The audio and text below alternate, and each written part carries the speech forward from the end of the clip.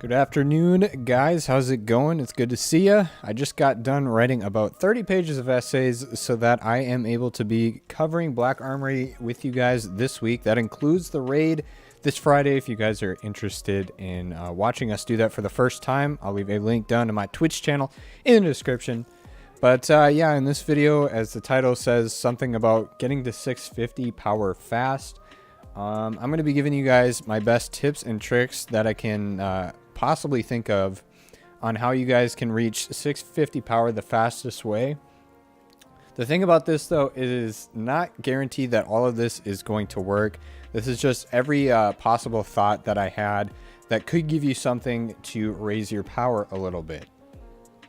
So without further ado, if you guys enjoy the video and you find it helpful, please leave a like on it. It really does help. Also leave a funny comment down in the comment section. Without further ado, let's get into it.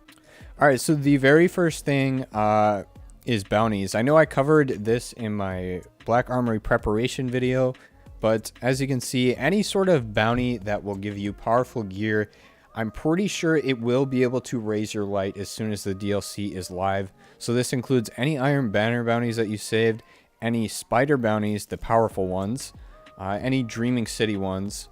The only ones I saved from the Dreaming City were the Ascendant Challenge ones, just because I think they're the only ones that carry over weekly, as long as it is not the same Ascendant Challenge 2 weeks in a row.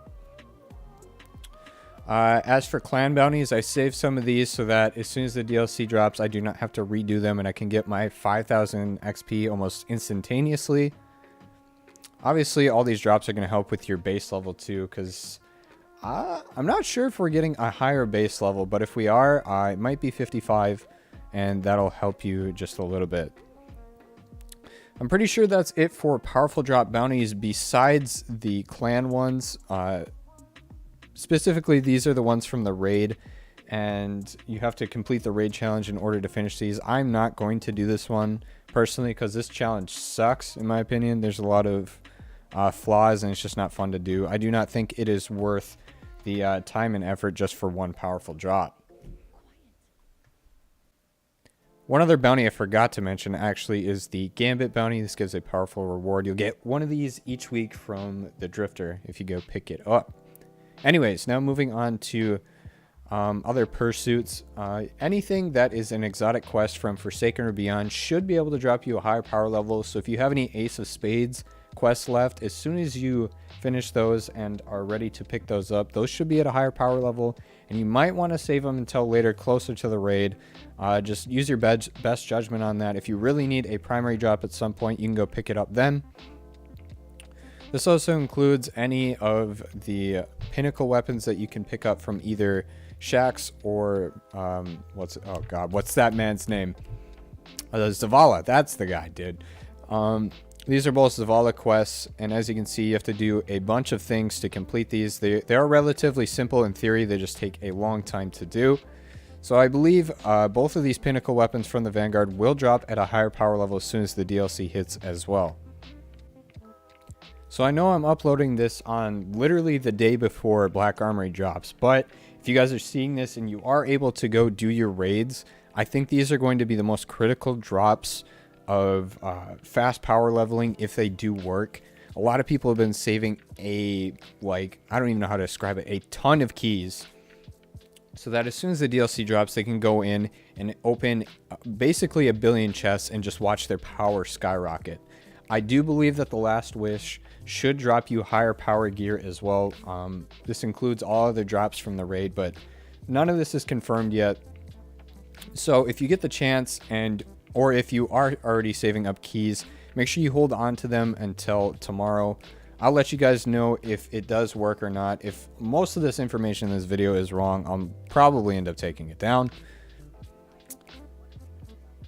One thing you guys are going to want to make sure that you have when leveling really fast is a lot of enhancement cores, especially if you are constantly infusing into your gear. I definitely do not recommend infusing into gear the whole time. Just use the crappy gear until you're about ready for the raid, and then infuse your high stuff into that. But that really about does it for specific inventory items. I do not think there's anything else that I can think of that can help you. You have, again, the powerful bounties, any exotic quests from Forsaken or Beyond. That includes your Vanguard, Crucible, or Gambit Pinnacle weapons, and your raid keys. So just some other drops to point out if you guys are interested. This week, currently, the flashpoint is on Titan. Oh, shit.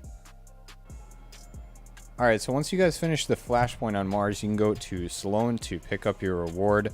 As you can see, I just go up here to the nice lady, and if you accept, you will get the powerful reward. What you want to do is save it, because I'm pretty sure that as soon as reset hits, it'll automatically turn it in, and it should auto-decrypt as soon as reset hits into a higher power level. So yeah, definitely save this drop if you guys haven't completed this already. And again, you can do this on all 3 characters. So if you get the chance to, definitely do that. It doesn't take too long. If you want to, you can just run the Lost Sector 10 times and it should be complete. As for other things on the map, things like Gambit and Crucible and Vanguard, all of these weekly or bi-weekly resetting things are going to stay as of Black Armory, so you guys will be able to use these again to help your power increase. The nice part about all these things is that gradually as Forsaken released, we have access to more and more drops, so I have a very good feeling that players are going to be 650 power within the first few days. That is if everything goes according to plan and all the drops are working, that kind of stuff. I do not see them patching anything like...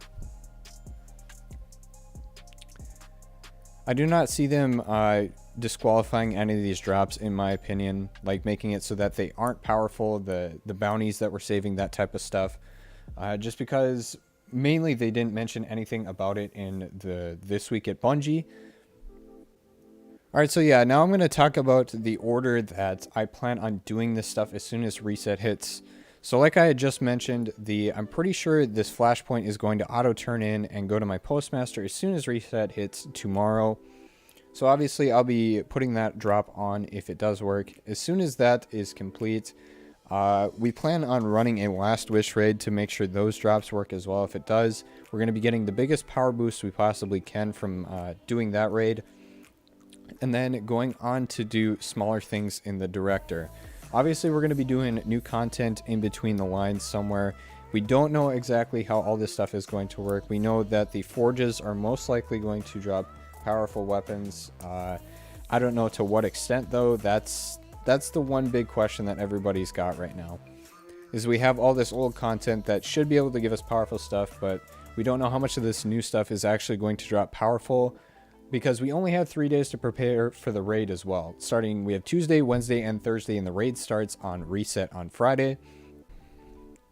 So as for this new raid, Scourge of the Past, I think that it's going to be at a 640 power level to start.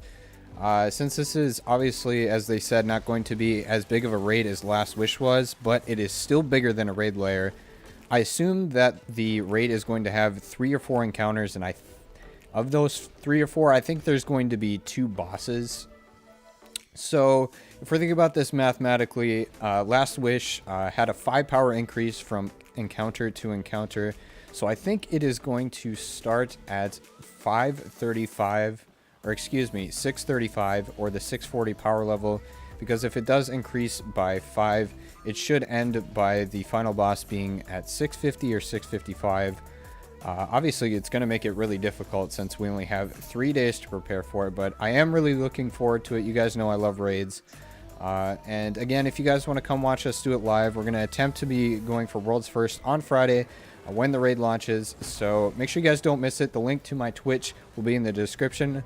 Also, I will leave a link to the MULTITWITCH for those on desktop who wish to watch all 6 perspectives of all 6 players playing on our team. It'll allow you to watch everybody's perspective at once. So I'll leave that link right below my Twitch in the description if you guys are interested in watching that. Anyways, thank you guys so much for watching the video. There's one other thing I just want to recap, that you have all your bounties to do. Do not forget about these. You can do these on all 3 of your characters. Even if you can get some done before tomorrow, definitely do it, you guys. And do not forget about activities in the Dreaming City, like the Blind Well, the the tier 4 or the whatever it's called, the unstable light charge, should be able to give you a drop if you complete that weekly. Just making sure that you remember all your powerful drops that are possible, including these Petra ones, to be ready for the raid on Friday. I hope you guys enjoyed the guide. If you did, make sure you leave a thumbs up on it, and we'll catch you guys in the next one. Peace.